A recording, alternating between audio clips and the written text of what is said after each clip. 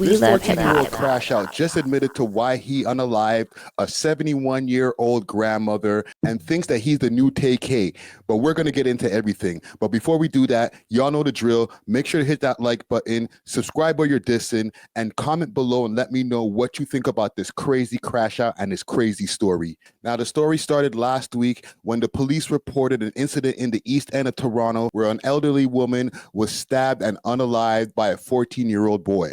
Police say a 14-year-old suspect is wanted for second-degree murder in connection to the fatal stabbing of a 71-year-old woman in North York.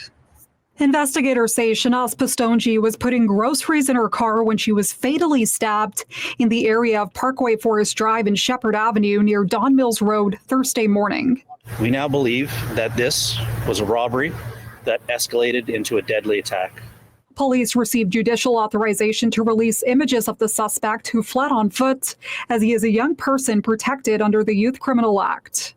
Investigators are looking for 14-year-old Kamani Wint of Toronto, describing him as approximately 5'7", 135 pounds with a skinny build, last seen wearing black pants, a black hooded sweatshirt with New York 555 written on the front in white lettering, and wearing a balaclava-style face covering with his hood up, and carrying a black satchel.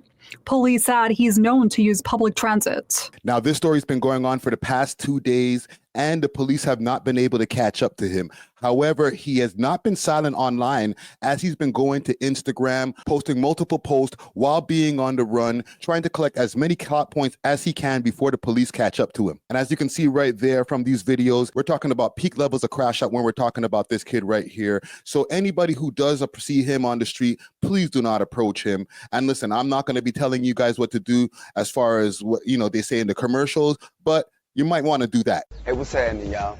Some people call me Till, but this is about another kind of Till that can help our mothers, our sisters, our brothers, and our fathers help get the perpetrators who commit crimes against them off the street. Now, it just so happens that he is also an artist. The police has released his name as he goes by the name Kamani Wint, but we have uncovered, and salute to Underground Nation podcast, that he also goes by the rap name Digga 4K.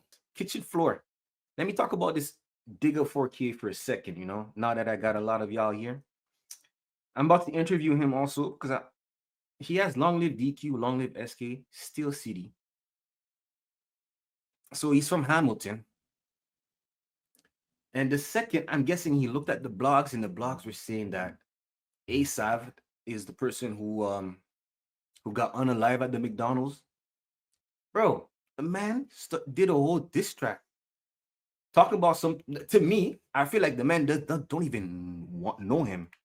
So as you can see here, here's a picture of the gentleman. He's putting 10 downs in the picture. So it's obviously he's dissing the gang members. As well, when we were reviewing the last clip, he did say he was smoking on DQ, smoking on SK, which is a diss and RIP to DQ, to some East End mans from Orton Park over here. Salute to Push Keys, who's currently doing time as well. So there is some correlation there. However, later on in the video, we're going to get an exclusive text message and a voice note where he admits to exactly why he unalived the 71-year-old lady. So like I said, he is an artist. Let's check out a little bit of his music.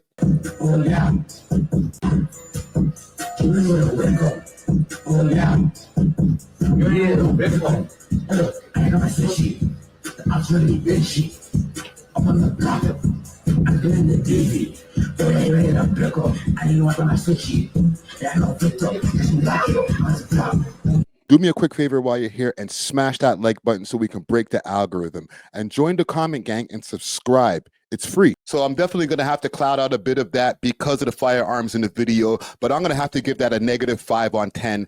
But like I said, he was on a text message thread or a DM thread with Underground Nation podcast, who was supposed to be doing an interview with him later on this evening. And by the time that this is out, the interview, he might have already done the interview. But in the back and forth in the text message thread, he admitted to why he actually unalived the 71-year-old lady, which, to be honest, doesn't look really good for him to be admitting to doing crimes and the reason why, and trying to rationalize it in a DM. And broski, don't even be dissing me, fam, because I was trying to get the V from her, fam. She wouldn't up it. She fell to the floor and I yoked her, so she upped the keys. And she upped the keys, so it's like, whatever, fam. And I chipped the egg cut. But fam, I didn't even mean to fucking kill her. You know what I'm saying? I didn't. Bro, I wasn't bopping my head, broski. I wasn't bopping my head. Bro, broski, I didn't just go outside to like, yo, just go kill her or whatever, my nigga. But yo, I'll say that on the live, but at least you know, you know?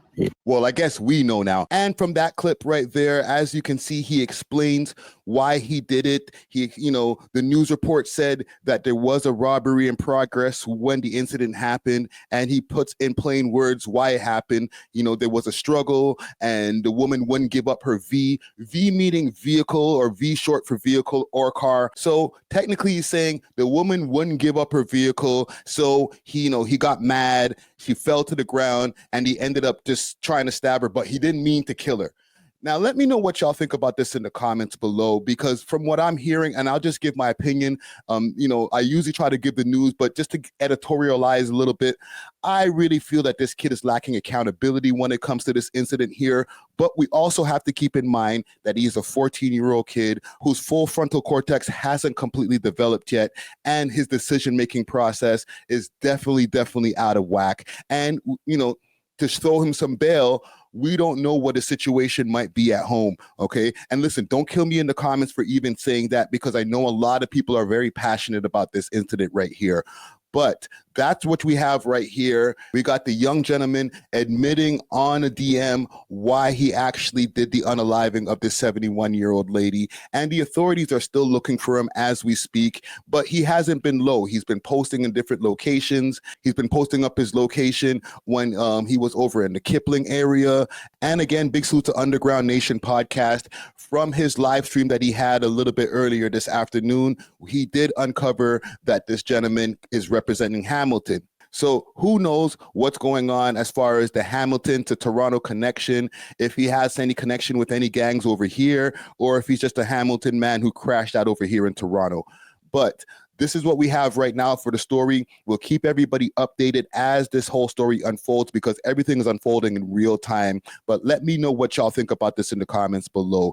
Do you think that there's any justification for this young man right here?